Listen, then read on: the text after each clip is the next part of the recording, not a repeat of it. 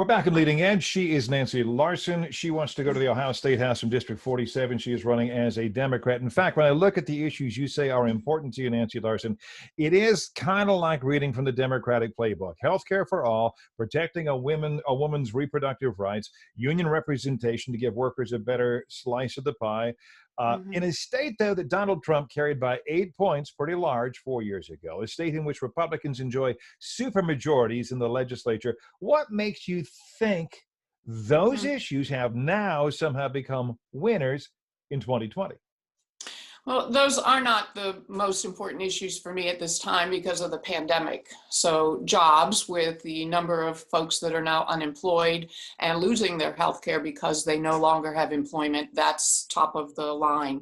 People are frightened and they need strong leadership to deal with a pandemic, and that has changed what is uppermost in people's minds. The school. There's so much anxiety that I hear from parents about what's going to happen with school. Overall, our educational system has slipped from 5th to 35th, the last I looked, and that's from years of school voucher and school choice. Well, but now, with the pandemic again, just is it even safe for me to send my child to school? And I need a timeout because we're at education, and the vast majority of Ohio kids still attend public schools. Yes? Yes. Yet you'd like to see diminished support for Ed Choice vouchers, which in essence divert public funds to private schools.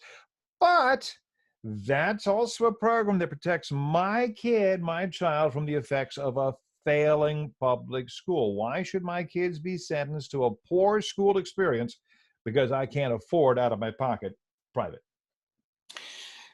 What the Republicans have done is enlarge that description of failing public schools so that Ottawa Hills Elementary is in that definition now. Anthony Wayne schools, Sylvania schools, which are absolutely not failing schools at all.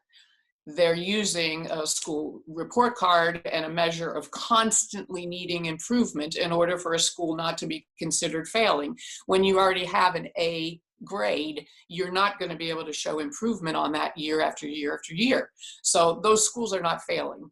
And to add those into the voucher program and the school choice is ludicrous. We cover this heavy on this show. You know when it really became public, when it really started blowing up, is when some of those really Tony districts right around suburban Columbus, where the power brokers live, and they're like, Worthington, Dublin, they went just ape crazy, and I'm kind of glad they did. On the environment, what should the state be doing that it is not now doing to clean up first and then protect the waters of Lake Erie, especially the Western Basin? Concentrated animal feeding operations, or CAFOs, are the prime cause for the algae blooms that happen in Lake Erie from the pollution that runs off of the manure-soaked fields. So two things: either we do something like Canada does, where land use is tied to the actual number of animals that can be sustainably farmed on that acreage, or if we are going to have these concentrated operations, the corporations that own them have to do their own water treatment plants on site to clean up the mess, and it doesn't end up being dumped into the lake. A mass shooting took a bunch of lives in Dayton, Ohio, just last year. The governor said a bunch about reforms. Last I checked, we have seen, let me check, none. Is that correct? What would you like to do? That's one of the reasons that I'm going after this seat, because my opponent is all about constitutional carry and revoking background checks. 90% of us want background checks on all gun sales, so that needs to be instituted. And I'm not for stand your ground coming into the state, so they're threatening to push that through. Those things are going to make us less safe. All right, I'm going to leave it right there. My thanks, Nancy Larson, Democrat candidate for the Ohio House from the 47th House District, for keeping us on the leading edge of what could shape into an interesting race come November. Thank you so much. We'll talk again. And by the way, folks, thanks to all of you for watching. Have a great week ahead. Stay healthy out there, and we'll see you next week right here on Leading Edge.